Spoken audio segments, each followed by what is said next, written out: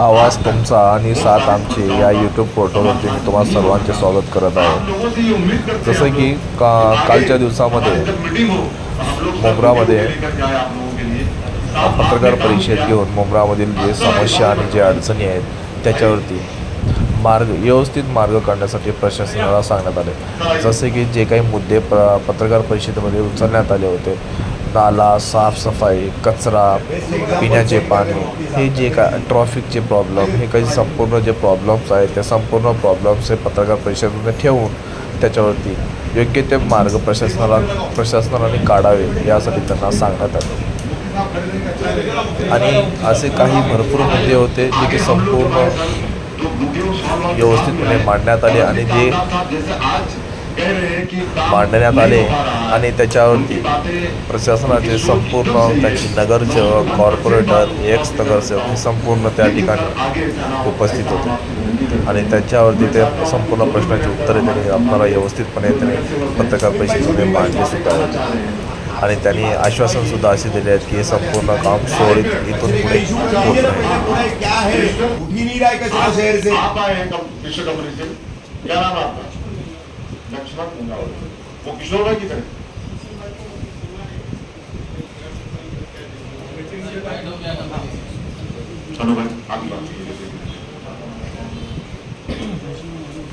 कितना कचरा उठा अभी कल देर तक?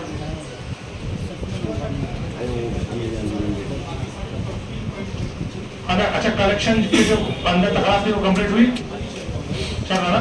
तो ये सब आप क्लीन कब तक करेंगे? कल तक पूरा शहर का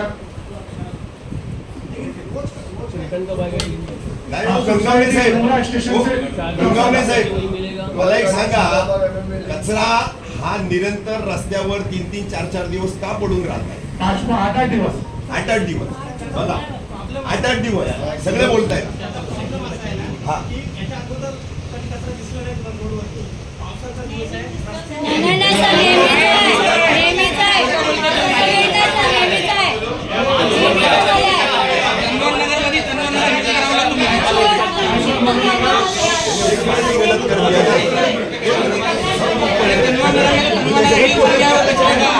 शांति शांति भाई, प्लीज प्लीज प्लीज एक काम कर सकते हो, एक मिनट बोलो ना. आपने कहा ना आपने बोला ना, सुन लो, अगर 2 दिन के अंदर सफाई नहीं हुई तो सबसे पहले तुम्हारी जो दादर का ऑफिस है ना, हम लोग वहां लेकर जाएंगे. शमीम सर एक आणखी एक प्रश्न त्याच्यामध्ये ऍड करतो सर मी. लक्ष्मण सर जे की आपके सवाल उनका जवाब लेने दीजिए. यस सर, हम लोग फिर हमारे को करेंगे ताकि उनके जो स्टेटमेंट है यस सर, वो तो आए सामने.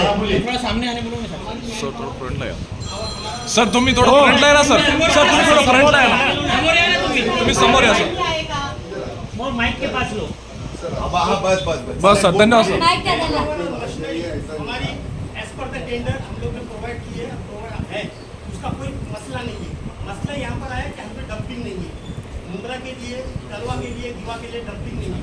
जो हमारा टाइगर डंपिंग है वो इतना कैपेसिटी नहीं है उसके पास कि उसके अंदर इतना 324 kg, 200-400 kg वहाँ पर हम लोग डाल सकते हैं. नहीं डाल सकते तो क्या होता है, तो थोड़ा फ्रीक्वेंसी उनकी स्टॉप हो जाती है तो हमारी भी स्टॉप हो जाती है. तो ये सब चीज़ें हमारा पहले ऐसा नहीं होता था. हमारा टेंडर में ऐसा लिखा हुआ है कि कचरा नीचे नहीं डालना है, गाड़ी में लेना है. इसके लिए हमने आरसी दी. पूरे थाना में आरसी नहीं चलती है, ओनली फॉर दी मुंब्रा में ही आरसी चलती है. पर डे मुंब्रा में कितना कचरा निकलता है? 160-170 टन कचरा निकलता है. इनको कंप्लीट हो जाता है. कचरा 160-170 टन जब कचरा निकलता है तो उसके लिए यंत्रणा भी हमने लगाई है, मैन पावर भी लगाई है. लेकिन उसका अगला स्टेप क्या है करके वार्डन दो और मैं टाइम फिगर करता हूँ और आपको मैं जवाबदारी उसकी लेता हूँ कि आपको कचरा नहीं दिखेगा रजित कंपाउंड में. दूसरा डंपिंग का इश्यू जो है बारंबार, सर ये भी आप नोट करिए ऑन रिकॉर्ड, 4 जगह ऐसी है जहाँ पर बहुत घनी आबादी है. असरा स्कूल बार बार इनको कंप्लेन कर रहा है, बच्चे पढ़ाई कर रहे हैं. रफीक भाई, असरा स्कूल का कचरा नहीं उठ रहा है. शिवराम मामा टकले हाउस, एक बहुत बड़ी आबादी है मेन रोड पे, कचरा नहीं उठ रहा है. जिलानी मस्जिद टेम्पो नहीं जा रहा है, ये बोल रहे हैं हमारे पास टेम्पो ही नहीं. अब इसका क्या जवाब बोलेंगे? जवाब और ये 3 पॉइंट है, आप लोग अपनी पानी की लिए दिक्कत भी आपको है, हाँ। बात कीजिए। नहीं पहले इनका ये हो, तो ये आपसे 3 सवाल है, मेरे को सर्विसेज अपनी टेम्पो की भाड़ा की चाहिए, आपको बिल मिल रहा है बराबर, तो फिर इसके लिए हम लोग जो टैक्स पे रहे वो क्यों सफर करेंगे? अभी आप क्या करेंगे बताइए ना, जवाब दीजिए ना, मेरी बात कीजिए। आप उसको मिलिए, हम मिल करके मेरे को सोल्यूशन दो आप। उन्होंने राम भाई, उन्होंने सर ने कहा है कि आपसे मिलेंगे, आपका सोल्यूशन निकालेंगे, ठीक है सर? गाड़ी की तो समस्या है, डब्बे की समस्या है। राइसिंग साहब, पानी के लिए आज एक हमारे इधर पे टेंडर हुआ था, उसका कुछ काम बाकी है। मैं तकरीबन फॉलोअप ले रहा हूँ उस कॉन्ट्रैक्टर से भी और राइसिंग साहब से भी। आज तकरीबन 15 से 20 दिन, महीना भर होने आया शुरू हुआ, आज तक ना वो कॉन्ट्रैक्टर आया ना काम चालू हुआ। सर बताइए क्या इशू है? पाइप का ऑर्डर दिया है, उसके कल ही मेरा बात ठीक है, आप ज्ञान भाई से कॉन्टेक्ट करो, बात बड़ा सर कल सुबह के टाइम जाओ, जाके मिलो राम भाई से। आए भी राइसिंग साहब 2 बार आए, लेकिन आज तक की वो कोऑर्डिनेटेड मीटिंग साहब कॉन्ट्रैक्टर को बुलाओ, अगर वो काम करता तो ठीक है, नहीं तो उसका और कॉन्ट्रैक्टर अगर करो। नहीं हो रहा है तो मुझे बोलो, मैं ऊपर हेड ऑफिस में बोलता हूँ, उसको बुला ब्लैक लिस्टेड में गलाता हूँ। अगर नहीं, सुनिए मैं एक बात बताता हूँ, मैं कॉन्ट्रैक्ट लोग बोलता हूँ, कॉन्ट्रैक्टर क्या है, सब बड़े बड़े नेता के आदमी, मुझे मालूम है सब कॉन्ट्रैक्टर के कुछ टाइम, तो तुम्हारे नहीं सुन रहे ना तो मुझे बोलो, मैं सब जानता हूँ कौन कॉन्ट्रैक्टर किसका आदमी। डायरेक्ट मुझे बोलो कि ये पाइप नहीं डाल रहा है कॉर्पोरेट, इनका लेटर लो कमिश्नर के नाम पे, दे चुका हूँ भाई। कमिश्नर के नाम पे, उसको 3 दिन में ब्लैक लिस्टेड में आ जाता है, ऑटोमेटिक आएगा। राय सिंह साहब, 2 दिन में इनकी प्रॉब्लम सॉल्व होना चाहिए। ये बहुत सारी कचरे का देखो जमीन पर ये हाल है। बहुत बढ़िया। दूसरा गंदे, एक मिनट सर, एक गंदे पानी का इशू ऐसा है कि मेरे प्रभाग के अंदर गंदे पानी का बारंबार मैंने लेकर आयुक्त साहब से लेके एग्जीक्यूटिव डेप्यूटी सबको दे चुका हूँ, और आज तक के गंदे पानी का प्रॉब्लम हल नहीं हुआ। इससे पहले जो मीटिंग थी उसका बुला के चेक करे जमीन में, उस दिन भी गंदे पानी का मामला था। लोग आ रहे ऑफिस पे, बच्चे बीमार पड़ रहे, सारे हॉस्पिटल्स जॉन्डिस डायरिया से फुल है, क्योंकि ये सीधी चीजें हैं वाटर कंटेमिनेशन से। पानी गंदा आ रहा है और तकलीफ हो रही है, लेकिन सर आज भी गंदा ही पानी आ रहा है। आज तकरीबन 1 साल से ये बारिश से दूसरी बारिश आ गई, किसी को फर्क नहीं पड़ रहा है। तो इसके ऊपर भी शानू भाई, गंदे पानी का हर जगह इश्यू है। और एक लास्ट बोलूंगा, वाटर प्रेशर का इतना मसला है कि जो ऊपर के भाग है, दिल्ली पाड़ा, अम्बेडकर पाड़ा, जहाँ पर ऊपर के चढ़ान पे है, वहाँ पर पानी पहुंच रहा ही नहीं है। लास्ट मीटिंग और इसके साथ में 5 मीटिंग में अटेंड कर चुका हूँ, और 5 मीटिंग में चलू भाई, जमीन भाई ये बात हुई है, रफीक भाई इसके पहले भी यही बात हुई थी, लेकिन अब तक के समाधान नहीं मिला है। और एक लास्ट बात करके खत्म करता हूँ, शनु भाई ये मैंने कुछ तस्वीरें लेकर आया, आज दीवा समिति के लोग भी आए नहीं, ना एग्जीक्यूटिव आए, नहीं कोई भी नहीं आया। दीवा समिति से कौन आया? आ रहे राम भाई, वो नहीं, ये लेकर आया हूं, शनु भाई हालत देख लो। वो राम भाई बताओ, उधर दिमाग के लोग आए। कौन आया? जावाला दिखले बाबा, ये हालत देख लो। एग्जीक्यूटिव में ये डेप्यूटी कोई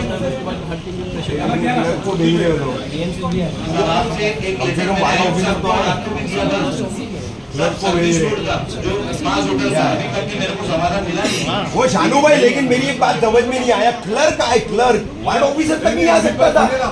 मैं उनसे कांटेक्ट में आ रहे हैं, वार्ड ऑफिसर तक नहीं आ सकता था। अरे भाई, ये नहीं, आपकी पार्टी का आपको लोगों ने, मुमरा कौसा के लोगों ने, जितेंद्र आव्हाड चौथी टाइम के विधायक, आपकी पार्टी थर्ड वोट, ये प्रशासन के ऊपर आपका जो इतना मतलब कंट्रोल नहीं है, इतनी इज्जत नहीं बची। सलीम भाई दुख हो रहा है हम लोगों को, ये क्लर्क आ रहे हैं आप लोगों की बात पर यार, वो ऑन द वे आ रहे हैं, ये इज्जत रख रहे हैं मुमरा कौसा वालों की। रास्ते में आ रहे हो, आपको बोल रहा आ रहे हैं रास्ते में। It's a big humiliation, Shanu भाई, it's a big humiliation। बताइए, वो फोटो हाँ, बताइए। एक अधिकारी नहीं आ सकते क्या?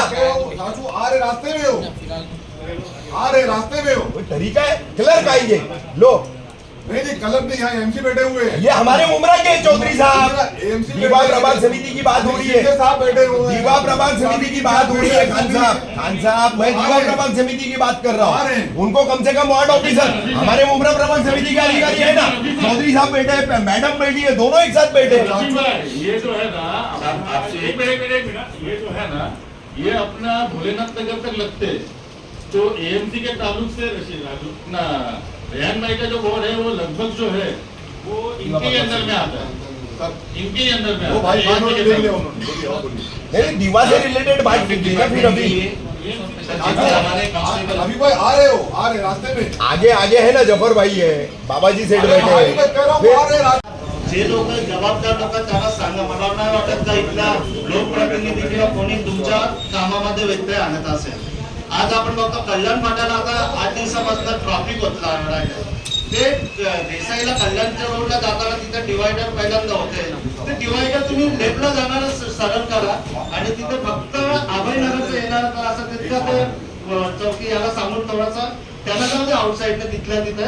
पण तितकं ते केलं तर डायरेक्ट जाऊन देते. दुसरी साहेब एक समस्या अशी नवीन चालू झालंय, इथे ट्रॉफिक असल्यामुळे पूर्ण लोक डायगर गावात येतात. तर डायगर गावात येतात, लोकांचं 2-3 वेळा ऍक्सिडेंट वगैरे झालेले आहेत.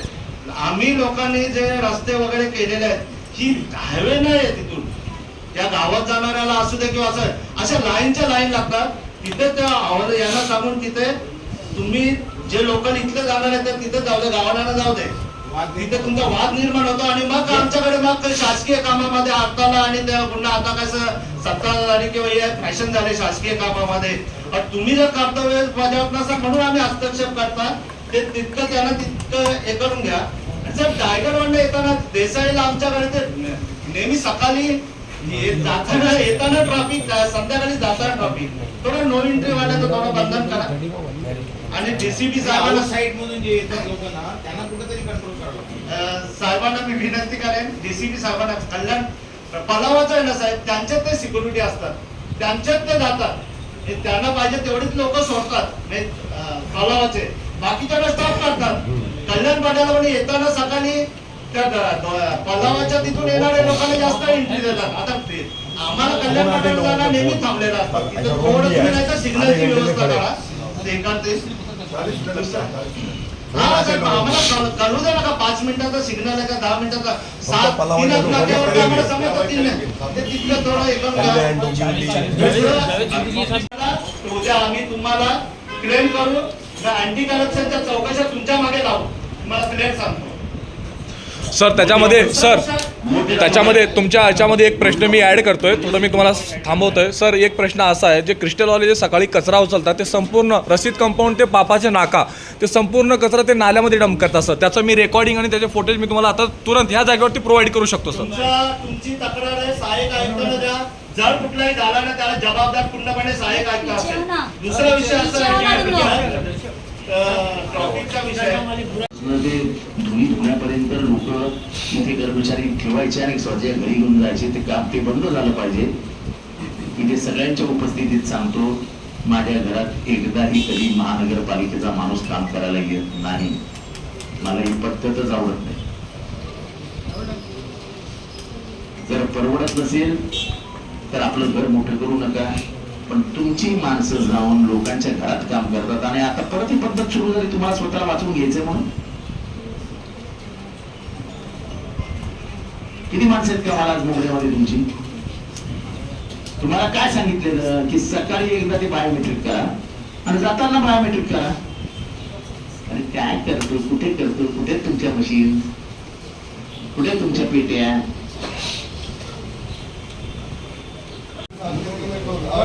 अरे डंपिंग का जो बोल है रास्ता वो खराब है, उसकी जिम्मेदारी कौन ले लेगी? क्रिस्टल लेगी? क्रिस्टल का कौन है? क्रिस्टल का गाड़ी अंदर जा रहे हैं, कौन ले रहे हो? आप पूरा रास्ता जरा एक मिनिट रुको तो. एक मिनिट रुको. एक मिनिट. तुमच्या कॉन्ट्रॅक्ट मध्ये ते आमच्याला काय म्हणतात, जिओमेट्रिक बायोमेट्रिक कंपल्सरी आहे. मला म्हणा कोण कुठेही लागलेले नाहीत. तुमच्याकडे जेवढे कर्मचारी आहेत त्याच्यापेक्षा दुप्पट कर्मचाऱ्यांचा पगार तुम्ही म्युन्सिपल कॉर्पोरेशनला चार्ज करता आणि त्याच्यामुळे अख्ख्या मुंबईची वाट लागते. आता हे यांना माहिती आहे नाही माहित नाही, ठाणे महानगरपालिका होऊन 40 वर्ष झाली, आपला डम्पिंग ग्राउंडच नाही. म्हणजे हे धन्य आहे. आणि जावेद भाई, अपनी पार्टी का कुसूर नहीं, कुसूर शिवसेना का है. मैंने हाउस में उठ के बोला कि शिवसेना के मुख्यमंत्री थे एकनाथ शिंदे साहब, अगर पहला काम अगर ठाणे पे क्या था तो उन्होंने ये करना चाहिए था कि पहला ठाणे में डैम बनाना था। ये पूरे महाराष्ट्र में 40,000 का बोगदा, 60,000 का बोगदा, 1 करोड़ रुपए का पूल, क्या 1 करोड़ नहीं आजकल, 1 करोड़ रुपए तो 1 करोड़ तो गिनते भी नहीं आजकल, बहुत छोटा हो गया अभी आजकल, 1 करोड़ की बात भी नहीं करते। अगर डैम बनाते तो ये लेकिन एक मिनट अव्वाल साहब, बहुत सारी संदीप ने बोला ना प्रॉब्लम्स बहुत हो रही है उसकी वजह से, तो आप खुद लीड करो उसमें सर। शहर का कंक्रीट खराब कर रहा है वो, सब जगह तोड़ रहा है, तो आप खुद लीड करो साहब उसमें। डीसीपी से आने दो, हमारे से मीटिंग करो, हमको बताओ कंक्रीट कौन डालेगा मेरा बाप? यांच्या मनाने करतात साहेब. पूरा कंक्रीट टोरेंट कुठेही खणून ठेवतात, कुठलाही रस्ता उकळून टाकतात, सलामी मरमर करून कॉन्क्रीट केलंय, यांच्या बापाचं काय जातंय?